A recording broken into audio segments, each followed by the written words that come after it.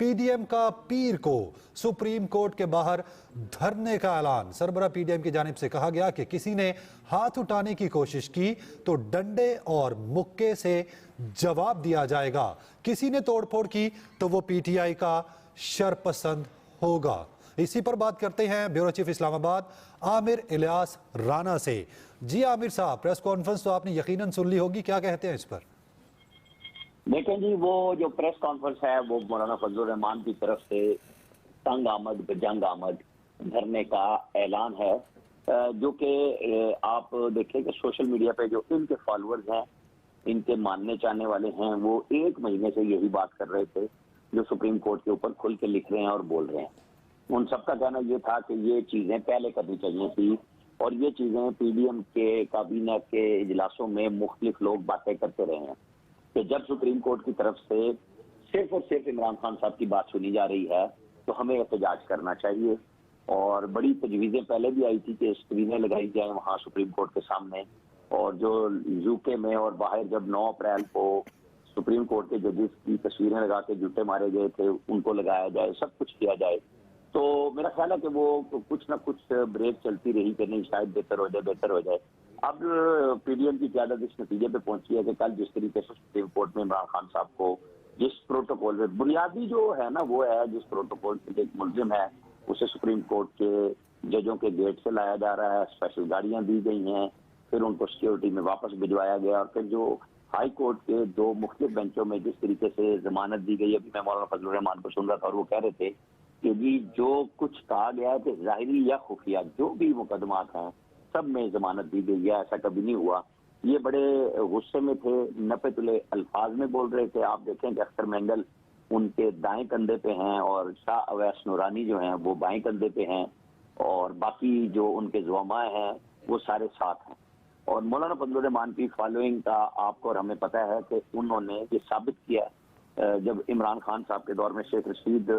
बतौर वजीर दाखिला भी और वैसे भी बढ़के लगाया करते थे कि ये जो डंडे कर रहे हैं हम इनकी ऐसी की तैसी फेंक देंगे, लेकिन फिर उनको रास्ता भी दिया और फिर उन्होंने उसका क्रेडिट लिया कि देखें हमने तो इनको रास्ता दिया था, क्योंकि मौलाना फजलुर रहमान रुक नहीं रहे थे, बलूचिस्तान से चले थे और इस्लामाबाद आके उन्होंने अब भी दोहराया कि हम इतने दिन बैठे रहे और हमने कुछ नहीं किया था, और अगर कोई करेगा तो वो पीटीआई का बंदा होगा और हम उसे पकड़ के उसी वक्त वहां से निकाल देंगे।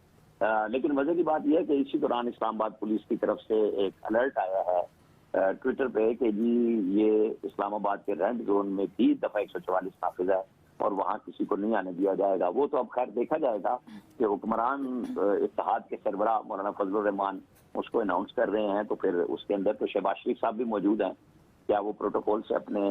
इत्तेहादी और अपने इत्तेहाद के सरबराह मौलाना फजलुर रहमान को और फिर आने वाले लोगों को कुछ उसलूबी से लेके आएंगे वहां पे, क्योंकि ये वो धरना होगा जो सिर्फ सरकारी एहतमाम में वहां पे हुक्मरान इत्तेहाद देने जा रहा है। कुछ लोगों का ख्याल है कि पिंडी में भी कुछ मीटिंग्स हो रही हैं, क्योंकि वहां पे भी बहुत ज्यादा इस बात को देखा जा रहा है कि बिल्कुल ही एक वन साइडेड काम हो रहा है और स्टेट की हिट को खत्म करने के मुताबिक है। जो मौलाना फजलुर रहमान अभी कह रहे थे कि कोर कमांडर हाउस हो या जीएचक्यू हो, उसके ऊपर धरना, उसके ऊपर हमला करने वाले उन सबको हर किस्म के मुकदमात से इमरान खान चूंकि उनके सरबराह हैं उनको तहफ़्फ़ुज़ दिया जा रहा है और अदालत उसको तहफ़्फ़ुज़ दे रही है, तो हम ये बर्दाश्त नहीं कर सकते। तो ये बड़े सख्त अल्फाज सुप्रीम कोर्ट के बारे में जो पहले पार्लियामेंट हाउस में हो रहे थे, मुख्तलिफ प्रेस कॉन्फ्रेंसों में हो रहे थे, अब वो धरने की सूरत में सुप्रीम कोर्ट के सामने आ रहे हैं। जैसे पहले बात हो रही थी कि फिर यहाँ पे अब ये है कि चूंकि इमरान खान साहब ने कहा कि अगर मुझे आपने पकड़ लिया तो फिर मैं देखूंगा कि फिर इन सब लोगों को कोई काबू कैसे करेगा। तो अब ये लाठी गोली की जुबान जो है वो लीडर भी सारे ही बोलने लग गए हैं। तो अनारकी तो इसका ही नाम होता है कि जी आप अदालत के तौर पे फैसला दें, आपके फैसले के ऊपर फिर सुप्रीम कोर्ट के ऊपर हाई कोर्ट उसी तरह के फैसले दे दें। रिलीफ मिलना हर एक का हक है, जमानत मिलना हर एक का हक है, इसके ऊपर किसी को एतराज होना नहीं चाहिए। असल इशू आ रहा है तरीकाकार के ऊपर कि वो कितना ब्लैंकेट है कि यही अदालतें थी जब पीडीएम के लोग पकड़े जाते थे तो महीनों जमानतों के केस ही नहीं लगते थे,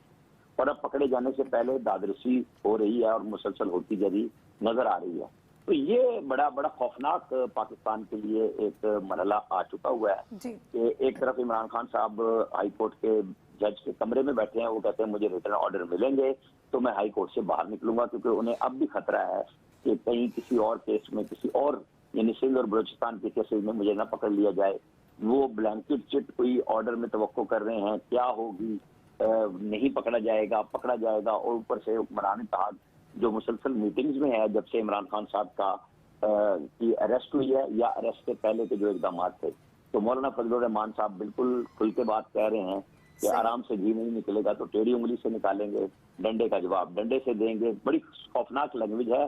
सॉफ्ट लहजे में बात करते हैं, लेकिन फर्म होके बात करते हैं कि जो कह रहे हैं उस पर वो अमल अब तक करवा चुके हैं। अब देखना ये होगा